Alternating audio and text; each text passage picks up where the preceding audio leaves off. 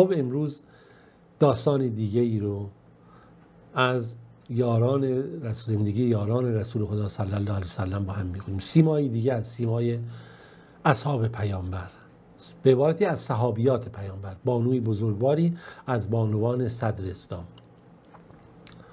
از شخصیت‌های برجسته اولیه دعوت الهی، نسل اولیه که اولین مخاطبین دعوت اسلام هستند و شاگردان رسول خدا صلی الله علیه و سلم هستند. کسانی که اسلام رو دیدن، مستقیما دریافتن از زبان رسول خدا صلی الله علیه و سلم، از فعل پیامبر، از کردار پیامبر، از روحیات پیامبر، از زبان دریافتن، فهمیدن و بهش عمل کردن و برگزیده شدن. این نکته‌ای که ما باید در فهم اسلام داشته باشیم. یعنی اگر نسل اولیه اسلام رو نفهمیده باشن، که نسل مخاطب رسول خدا صلی الله علیه و سلم هستن، شاگردان رسول خدا صلی الله علیه و سلم اسلام رو نفهمیده باشن، چگونه ممکنه بعدها ما اون رو بفهمیم؟ بله، داستانی که امروز میخوایم با هم بخونیم داستان ام ایوب انصاری است. ام ایوب انصاری قبلا با هم خوندیم داستان ابو ایوب انصاری رضی الله عنه رو. امروز میخوایم داستان همسر ایشون رو بخونیم، ام ایوب انصاری. نگاه کنید، هر شخصی معمولاً خب با همون کاروانیه که حرکت میکنه. این شاگردان اولیه در چه کاروانی قرار گرفتن؟ در کاروان هدایت و نور، کنار رسول خدا صلی الله علیه و سلم. در این همراهی با رسول خدا، در این کاروان دعوت الهی عزت پیدا کردن، منزلت پیدا کردن، ایمان یافتن، نور یافتن، اسمشون در دنیا و آخرت به خوبی ثبت شد. و این یک حقیقتیه که باید ما داشته باشیم. حالا رسول خدا صلی الله علیه و سلم مهمترین روزی رو که در تاریخ اسلام خودشون نشون میده. خب دقت بکنید، خب لحظه‌ای که پیامبر مبعوث میشه برای دعوت آسمانی به عنوان پیامبر، خب لحظه خیلی مهمیه که بعضی همون رو شب قدر میدونن. اما نکته ما اینجا داشته باشیم، تاریخی که پیامبر از مکه به مدینه هجرت میکنه و اولین مجتمع اسلامی شکل میگیره، یکی از مهمترین لحظاتی است که در تاریخ اسلام رخ میده، در حقیقت اسلام رخ میده. اینجاست که میبینید پیامبر خدا صلی الله علیه و سلم داره وارد مدینه میشه و انصار پیامبر رو حلقه کردن و دارن استقبال میکنن با شادمانی. طلع البدر الینا، با این الفاظ میخونن، کودکان، زنان، و شادمانی هست. هر کسی دلش میخواد که پیامبر بیاد به طرف خونه اون. یا رسول الله زمام شتر رو میگرفتن، مهار شتر رو، بیاید خونه من. اونی که میگه بیاید خونه من، در یک چنین شرایطی پیامبر خدا صلی الله علیه و سلم میگه بذارید این شتر رو به حال خودش بره. هر جا این شتر وایستاد، نزدیکترین خونه‌ای که اونجا بود، ما ساکن خواهیم شد و نمیخوام دل کسی هم بشکنه. شتر حرکت میکنه، میره همینجوری تا اینکه بالاخره در یک جایگاهی ما اصطلاحاً میگیم شتر مینشینه، باز دوباره بلند میشه، بکن چند قدم باز جلو میره، باز دوباره شتر برمیگرده در همون جایگاه اول خودش قرار میگیره. اونجا منطقه‌ای هست که جزء منطقه قبیله بنی نجار هست که در واقع داعیهای رسول خدا صلی الله علیه و سلم هستن. محلی که شتر ایستاده و مینشینه روبروی خونه ابو ایوب انصاری هست. حالا ببینید چه منزلت و چه مقام و شرافتی نصیب این خانواده میشه که پیامبر خدا صلی الله علیه و سلم قرار مهمان اونها باشن. بلافاصله ابو ایوب و همسرش مهار شتر پیامبر رو میگیرند و بارها رو و اینها رو وارد منزل خودشون میکنند و خب خوش به حال هر کسی و خوش به حال اون کسی که واقعا رسول خدا صلی الله علیه و سلم مهمان اون هست. خب طبیعیه که خانواده های بنی نجار خوشحالن، دخترها و بچه ها اونجا که رسول خدا صلی الله علیه و سلم مهمان اونها هست. اشعاری میخونن، نحن جوارون من بنی نجار یا حبذا محمد من جار. خوش به حال ما که همسایه‌ای مثل محمد داریم. رسول خدا صلی الله علیه و سلم وقتی دختر بچه‌ها اینا رو می‌بینه، داره این شعرها رو میخونه، میگه آیا منو دوست دارید؟ میگن بله یا رسول الله، ما شما رو دوست داریم.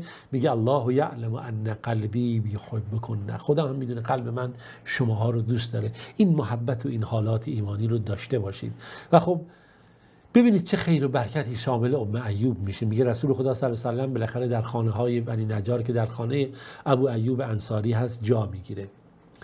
میگه در مدینه خونه های بزرگ زیادی بود در واقع، اما خب این خانه محقر کوچیک با اون باغ کوچکی که داشته و که زم کشاورزی و این خانواده این افتخار رو پیدا میکنن از بین این همه قبایل و خانه های بزرگ ثروتمندان بتونن که خداوند این گونه انتخاب میکنه که اینها مهمان دار پیامبر باشن، بتونن از پیامبر خدا صلی الله علیه و سلم پذیرایی بکنن.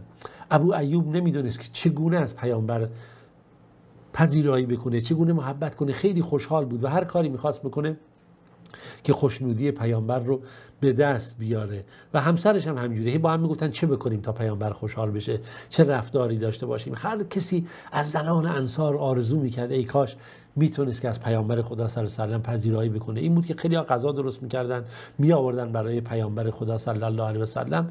خب طبیعیه که همه این زنان در عبادت و فضیلت و محبت و نیکی یکی از یکی دیگه بیشتر بود. اما در مورد ام ایوب انصاری اینقدر این کنیش در تاریخ شهرت پیدا کرده که دیگه اسمی رو خیلی از مورخین پیدا نکردن یا اسمی که بشه بهش اعتماد کرد. در هر صورت این خیر و برکت اسلام هست که نصیب این خانواده میشه که رسول خدا صلی الله علیه و سلم بیاد در خونه اینها جا بگیره و این محبت این یاران رسول خدا مستقیما به رسول خدا صلی الله علیه و سلم برسه، از اون بهره مند بشن. حالا داستان داشته باشید. خب خونه 2 طبقه بود، شرایط خونه هم طوری بود که گویا که در بالا کسی راه میرفت گاهی گرد و خاکی چیزی غباری یا ممکنه مثلا خونه ها با چوب میبستن، سقف ها رو طبقه دوم میزدن، شرایط زیاد مساعدی برای طبقه پایین نداشته باشه. رسول خدا صلی الله علیه و سلم هر چی اینا اصرار کردن یا رسول شما برید بالا، گفت نه، خب یاران من میان پیش من رفت آمد میشه و فلان، شما ترجیح میدم بالا باشید با خانواده‌تون، من همین پایین هستم، من همین طبقه پایین زندگی خواهم کرد. بالاخره ابو ایوب قبول میکنه، ولی اینها خیلی وسواس داشتن. شبها سعی میکردن با احتیاط حرکت بکنن در دور و بر خونه، مثلا موقعی خاله مبادا حرکت اینا سبب بشه خاکی رو سر پیامبر خدا صلی الله علیه و سلم بریزه، غباری بریزه که مثلا اینها ناراحت بشن. شب مدینه که هوا خیلی سرده، کوزه آب اینا چپه میشه، اینها همون پتویی که رو خودشون مینداختن یا ملافه با اون آب سریعا خوش میکنن که مبادا قطرات آبی بشه که رو رسول خدا صلی الله علیه و سلم و ایشون از خواب بیدار بشه و این مثلا ناراحت بشن. خب صبح که میشه ابو ایوب میاد پیش رسول خدا صلی الله علیه و سلم و ایوب میاد یا رسول الله ما اینجوری داستانه و ما نمیخوایم که ما در بالای سر شما باشیم، شما پایین باشید، وحی به نزد شما میاد و ما باعث اذیت و آزارتون بشیم و اگه شما اجازه بدید شما در بالا باشید ما اینجوری راحت تریم، مهمان ها هم بیان به همین صورت. رسول خدا صلی الله علیه و سلم میگه باشه، حالا که اینجوریه من این رو قبول میکنم. اون چیزی که ما در اینجا میبینیم که واقعا این خیر و برکتی که شامل این خانواده میشه ام ایوب و ابو ایوب، نکته ای نیست که ما به همین راحتی بتونیم این رو مثلا فراموش بکنیم. نقل شده که وقتی که غذا برای پیامبر خدا صلی الله علیه و سلم میفرستادن، وقتی پیامبر خب هرچی میخوردند و خودشون اینا برمیگردوندن، نگاه میکردن که دستهای پیامبر کجا غذا خورده، اینا از به تبرک از همون محلها غذا بخورن، از این باقی مانده غذا به تبرک، به خیر و برکتی که نصیبشون بشه. حتی جالبه که یه بار غذایی رو برای پیامبر میفرستن که تو اون غذا سیر داشته و مثلا پیاز داشته، ظاهرا ذائقه خیلی به گونه‌ای بوده که بوی سیر و پیاز در غذا زیاد بود. وقتی برمیگرده غذا میبینن پیامبر خدا صلی الله علیه و سلم دست نزده، میگه رسول الله چی شد غذا نخوردید شما؟ این غذا میگه من چون دعا میکنم بالاخره در مناجات با خدا هستم، نمیخوام که بوی دهان من بویی باشه که بالاخره نامناسب باشه، ولی شما میتونید این غذا رو بخورید، این غذا اشکالی نداره. تو ایشون میگن که ما این غذا رو خوردیم و بالاخره فاکلناه لم نصنع له تلک الشجره، بعد از این ما از اون غذا بالاخره با اون سیر و با اون پیاز اینها برای رسول خدا درست نکردیم. امام بلازری نقل میکنه که میگه قیل لام ایوب، ام ایوب گفته شده بود که چگونه شد پیامبر چند وقت پیش ما؟ گفت 7 ماه پیامبر پیش ما بود و چه غذایی رو پیامبر بیشتر دوست داشت؟ میگه که رسول خدا ام ایوب نقل میکنه، میگه که من ندیدم که چیزی رو برای پیامبر ایشون بگه برای من فلان غذا رو درست کنه یا من فلان غذا رو دوست دارم یا از فلان غذا بدم میاد. هرگز تو این 7 ماه پیامبر چیزی در این مورد نگفت. اما من میدیدم که مثلا یه غذایی رو سعد بن عباده یه بار برای پیامبر خدا صلی الله علیه و سلم آورد، یه چیزی مثل همین خورشت ما مثلا یا آبگوشت ما آورد، دیدم که پیامبر با علاقه خاصی این غذا رو خورد. بعد از این ما سعی می‌کردیم از این غذا برای پیامبر خدا صلی الله علیه و سلم درست بکنیم تا ایشون خوشحال بشه و در هر صورت معمولا با پیامبر هر بعد غذایی مثلا شبها غذا جمع میشد، معمولا 5 نفر تا 6 نفر تا 10 نفر در غذا با رسول خدا صلی الله علیه و سلم شریک بودند. حتی نقل شده یه روز پیامبر خدا صلی الله علیه و سلم از خونه اومد بیرون، دید ابوبکر اومده، عمر اومده، سر ظهر بود، هوای گرم تابستان مدینه و خب گرسنه بودن. پیامبر گفت بریم در خونه ابو ایوب، حالا مثلا چند سال گذشته دیگه، بریم حالا در خونه ابو ایوب ببینیم برای ما چی داره واسه خوردن. دید ام ایوب اونجاست و ام ایوب تا پای رسول خدا صلی الله علیه و سلم رو دید، ابوبکر و عمر داد، گفت خوش آمدید ای پیامبر، خوش آمدن دو تا یاران تو ابوبکر و عمر اینها. پیامبر گفت چیزی داری برای ما بخوریم اینها؟ گفت آره، ابو ایوب الان رفته روی درختان خرمایی که در همون باغ هست اونجا هست. ابو ایوب بلافاصله اومد یک شاخه درخت خرما رو قطع کرد که در اون 3 نوع خرما بود که اصطلاح لغت عربی میگن تمر و رطب و بصر، که خرمایی که آبدار بود رسیده بود، خرمایی که قرمز بود و خرمایی که نیمه رس بود، یعنی هنوز کامل نرسیده بود. پیامبر گفت نه من نمیخواستم که کامل شاخه رو بکنی، چند تا از اون خرمای تازه و آبدار رسیده بود برای من میکندی کافی بود. گفت نه یا رسول الله، من دوست دارم که از هر 3 نوع خرمای درخت من بخوری، هم خرمای رسیده و هم بصر رو به قول معروف، هم خرمای رطب و تمر مثلا، هر 3 نوع خرمایی رو درخت من هست که در هر 3 حالت هست و من میخوام براتون یه گوسفندی هم بکشن. و پیامبر گفت حالا که میخوای گوسفند بکشی، گوسفندی که مثلا داره بچه‌شو شیر میده یا بار داره وقت نکشی. بالاخره ایشون یه گوسفند رو که در این شرایط نبود برای پیامبر کشت و به همسرش گفت تو بلافاصله آرد درست کن، نون درست کن، آرد خمیر کن، نون درست کن که خب بهتر میتونی درست کنی، من هم از این ور غذا رو درست میکنم. نصف این گوسفند رو کباب کرد و نصف هم این گوسفند رو به صورت خورشتی در آورد، میخواد پذیرایی رسول خدا صلی الله علیه و سلم. وقتی خب غذا آماده شد پیش رسول خدا صلی الله علیه و سلم این غذا رو قرار دادن، بعد پیامبر بالاخره یه تکه از این گوشت کند و بالاخره گذاشت لای نون. گفت ابو ایوب نگاه کن، اینو ببر پیش فاطمه دخترم که چند روزه که همچین غذای خوبی رو پیامبرم دختر من هم نخورده. بالاخره اونها از اون غذا خوردند و سیر شدن، طبیعی حالات انسانیه. بعد پیامبر گفت نگاه کنید نان و گوشت و خرما مثلا تمر و بصر و رطب، یعنی هر 3 ببینید چه غذای اشرافی نصیب ما شد.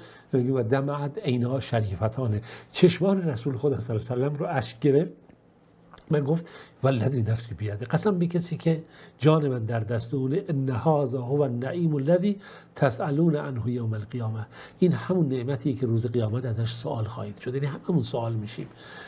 و کبر ذلک علی اصحابی، خواست نشون بده که نعمت چقدر بزرگ نزد خدا، این چیزایی که خدا به ما عطا کرده و ما پای نعمت ها می نشینیم و بدونی که قدردان این نعمت ها بشید.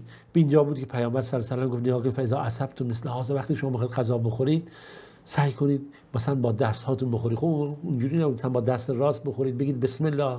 وقتی که سیر شدید بگید الحمدلله الذی هو اشبعنا، شکر خدایی که ما رو سیر کرد و انعم علینا، به ما نعمت داد. فافضل فان هذا کفاف بهذا، این دیگه کفایت میکنه بر حالتون.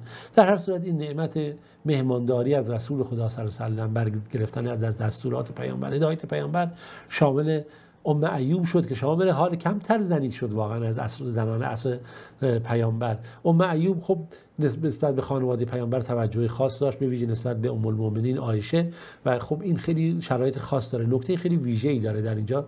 من این نکته رو خوبی یادآوری میکنم براتون. نکته در این اساس هست که وقتی تهمت به حضرت عایشه زده شد و اون تهمت بالاخره تهمت سنگینی بود نسبت به اون شرایطی که پیش اومده، در 2 مورد این مطلب نقل شده که ببینید موضع گیری ایشون چیه. این بود که ابو ایوب وقتی اومد پیش ام ایوب همسرش گفت بشینیدی در مورد عایشه چه میگن، این تهمت بزرگو رو به شوهرش کرد. گفت اگه تو به جای صفوان بن معطل بودی، اون صحابه پیامبر که این تهمت زده شده بود، آیا نسبت به حرم رسول خدا و ناموس رسول خدا صلی الله علیه و آله تعرض میکردی؟ گفت نه. گفت اگه من به جای عایشه بودم آیا فکر میکنی من خیانت میکردم به رسول خدا صلی الله علیه و آله؟ گفت نه. خب نگاه، گفت تو صفوان تو بهتره، عایشه از من بهتره، پس چطور ممکنه این گونه باشه؟ و بعضی از ائمه مفسرین و بالاخره محدثین هم این داستان رو به گونه دیگه حتی نقل کردن که ابو ایوب اومد گفتش که آیا شنیدی چه اتفاقی افتاده؟ ایشون خبر شنید، به شوهرش گفت آیا شنیدی چه اتفاقی افتاده و مردم چی میگن؟ و بالاخره گفت چی؟ داستان افک رو تعریف کرد و گفت ما یکون لنا ان نتکلم، ما حق نداریم در این مورد سخن بگیم. به هذا سبحانه که هذا بهتان عظیم، که این بهتانی بزرگی که این آیه قرآن با این مضمون اومد. ولولا اذ سمعتموهم قلتم ما یکون لنا ان نتکلم به هذا سبحانه که هذا بهتان عظیم. در هر صورت ام ایوب از کسانی که از رسول خدا صلی الله علیه و سلم روایت نقل کرده، ابن ماجه از ایشون نقل کرده مواردی رو که اشاره شده. و حتی بحث اینی که پیامبر میگه انی اکره ان اوزی صاحبی، من ناراحتم میشم که مثلا اگه بخوام دوست خودم رو کسی رو نگران میکنم. در هر صورت داستان ما در همینجا به پایان میرسه، چون خیلی مطالب ما ناچاریم خلاصه و فشرده بگیم. تا فرصت دیگه و جلسه دیگه همه شما عزیزان رو به خدای بزرگ میسپارم. خداوند یار و نگهدارتون باشه.